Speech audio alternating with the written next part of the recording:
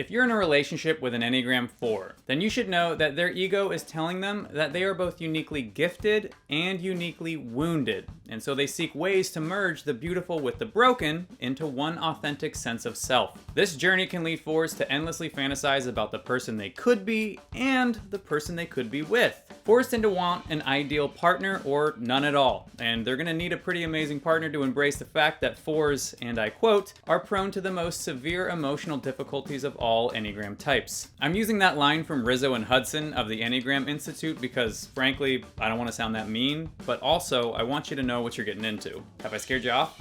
Well, I hope not, because 4s are some of my absolute favorite people on the planet, and they have a whole lot more to offer than just some frequent emotional turbulence. So, with that said, here are my 5 key themes that'll help you understand your relationship with a Type 4 individualist. First, emotion defines identity.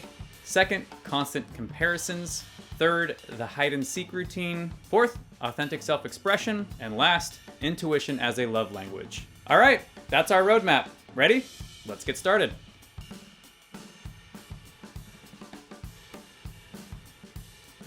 The Enneagram 4's identity is defined by their emotions, and since their emotions are always in flux, so too is their identity. Same goes for their relationships, which gets pretty confusing for both partners. If the 4 feels good today, then they must be in a good relationship. If they feel miserable today, then they must be in a horrible relationship. Negative emotions are far more common to 4s as they struggle with immense shame and regret about their past indiscretions, as well as their current struggles in life, all of which causes these frequent bouts with melancholy and depression. However, 4s can also ride the emotional waves of life to their highest of highs, which is typically what happens when they start to fall in love. Some Enneagram teachers have actually nicknamed 4s the romantic because they're so enamored by this idea of being swept off their feet by an ideal partner. In reality, they just love the juice they get from all the heightened emotions that come with an intimate romance. 4s can make their partners feel consumed by love if the 4 is feeling energized, upbeat, and connected. They can just as easily make their partner feel like the whole relationship was a waste of time because the 4 now feels hopelessly broken and now wants to be alone. 4s tend to believe the relationship must be dying if it doesn't feel like they're on a permanent honeymoon. They ask themselves, shouldn't it feel better than this? Shouldn't I feel better than this? They've spent so much time daydreaming about an ideal romance that even feelings of comfort, stability, or routine feel like an indictment on the relationship. The kiss of death for 4s often comes when the 4's partner can no longer relate to or respect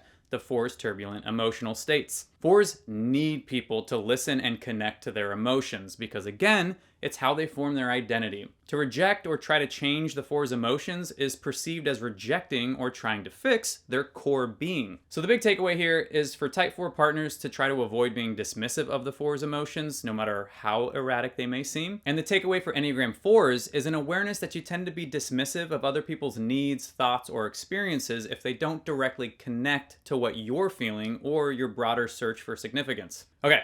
That's a good stopping point. Let's move on to the next theme, which is all about the 4's constant comparisons.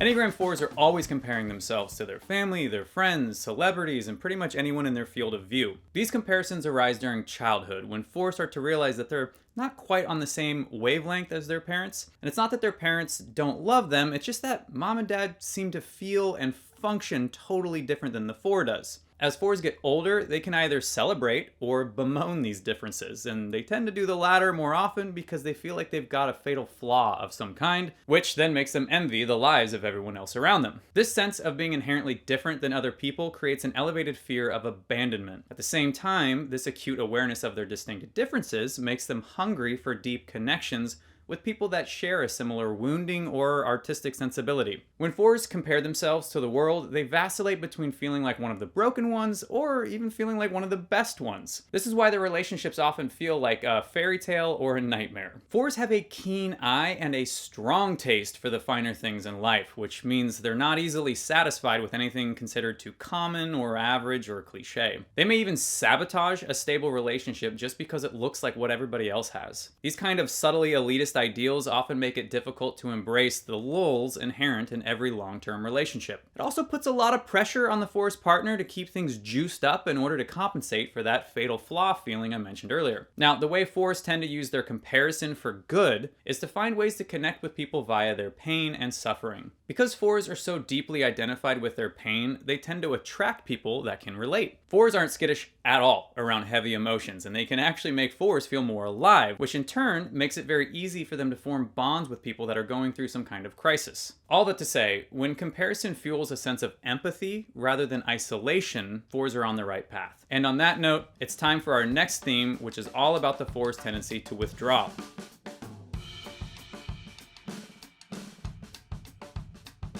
One of the trademark patterns of Type 4 relationships is this sort of push-pull, back-and-forth kind of intimacy that their love creates. Unhealthy 4's take on the low side of the Type 2 helper during disintegration, which stirs up their desire to feel wanted and nurtured by a strong or desirable partner. 4's in disintegration need constant reassurance that the relationship is going well, that you still like them, and that they haven't used up all your goodwill. They can also be effusive with praise and incredibly clingy in this state. However, these behaviors tend to shift quickly as the 4 recognizes that they've overexposed themselves in some way, and so they disappear to go sort out all those turbulent emotions. This can make their partners feel like they're going crazy, because one moment they're whimsically discussing their ideal wedding with the Type 4, and then the next moment, the 4 is questioning the entire idea of monogamy. I've heard some salty partners describe this as gaslighting, but it's not an intentional manipulation, and there are no malicious motives. The 4 is just as lost as their partner is, which is why they go into hiding. 4's are hyper aware that their behavior is causing harm to the ones they love, and so they paint their withdrawal as some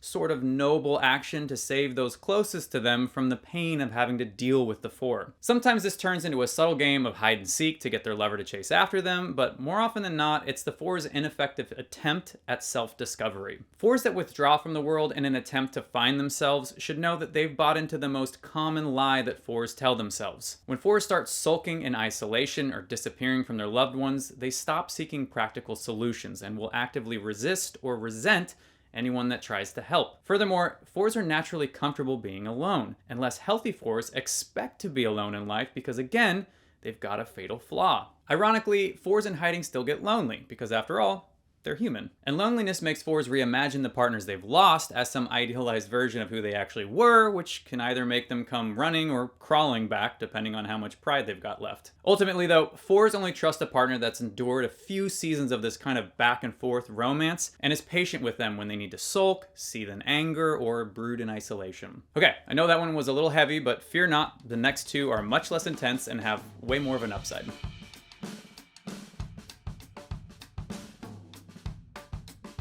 For better or worse, 4's are the most naturally authentic personality type on the Enneagram. Well, that is to say, they have the highest value for authenticity. It's like oxygen to 4's, and sometimes they feel like they're suffocating when they lose their sense of self. That's why authenticity is a non-negotiable when it comes to their romantic relationships. 4's would much rather date an authentically edgy, dramatic, or aggressive person than someone that's stable but has repressed all the unique aspects of their personality. 4's just crave depth, and they want to explore every nook and cranny of not just their own soul, but their partner's innermost being as well. So if words like vulnerability and raw intimacy make your skin crawl, then best of luck in this relationship, because 4's see through all the shiny exteriors and polished personas that people work so hard to maintain. 4's also just feel compelled to express anything that feels authentic to them, be it through a deep conversation or, more likely, through a creative outlet. One of the most foundational ways 4's feel loved is when you love what they create. This may seem crazy to say, but 4's actually under-communicate their true identity, and instead, they funnel it through creative performances or an artistic medium of some kind. You may be in a decades-long relationship with a 4, only to learn pivotal things about their life through one of their paintings, or in one of the songs they've written, or in their one-man show.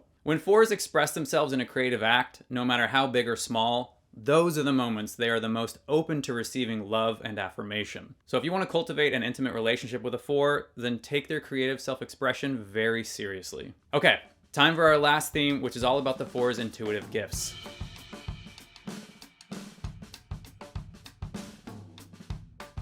One of the greatest gifts a 4 has to offer in their relationships is their intuition. To me, intuition is the highest form of knowing there is. It's a mix of emotions, logic, and gut instincts that, when directed at their relationship, creates a profound sense of warmth, compassion, and innate connection with their partner. Healthy 4s are 100% the people you want in your corner during times of crisis or sudden loss because they intuitively understand what you need, and while it's often called empathy, what 4s can do goes a step beyond that. It's not just sharing a specific feeling, it's seeing you on such a deep level that you experience a sense of spiritual oneness and a sense of groundedness in the present moment. Now, speaking of oneness, kind of ironically, this kind of intuition only comes when 4s are in a secure state of integration, which looks like taking on the traits of the type 1 reformer. 4s manifest their best qualities by taking on simply daily disciplines that help them to tap into their reality rather than getting lost in their imagination. The less time 4s spend being physically active and present in the real world, the more they get aimless, confused, and disinterested in the needs of other people. If intuition is the highest form of knowing, then 4s are also capable of the highest form of not knowing.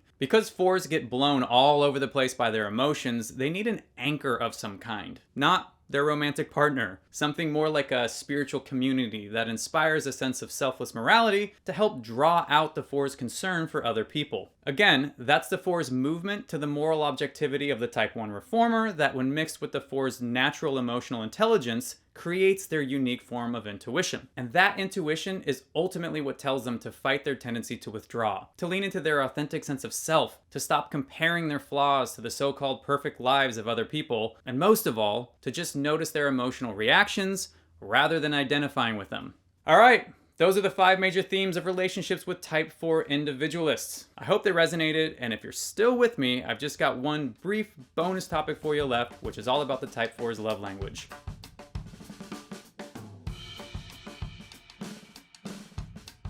I know I just called intuition a type of love language for Enneagram 4s, but the 5 traditional love languages are words of affirmation, physical touch, gifts, quality time, and acts of service. Now, when it comes to the love language 4s receive or prefer from their partner, I would say it's probably a tie between words of affirmation and quality time. 4s need to hear that you love them, that you think they're beautiful and special, and that the gifts that they have are very much needed in the relationship. They also need quality time with people to feel connected, since they tend to withdraw, and quality time keeps them feeling grounded and present in the relationship. I also think those are the top 2 because giving gifts to 4s can be really tricky. Like, if you miss the mark and get them something they hate, it's just going to have the inverse effect, and they'll feel both unloved and probably pretty misunderstood. Also, acts of service tend to go unnoticed or can even come across as an insult, as if you're saying to the 4, I'm doing this because you couldn't. But that's just my opinion, so if you're a 4, let me know in the comments if you agree or disagree. Alrighty, that's a wrap on this overview of the type 4 individualist general relationship traits. I've got videos on each Enneagram relationship pairing for type 4s coming out next, as well as overviews on every other Enneagram type's relationship themes. So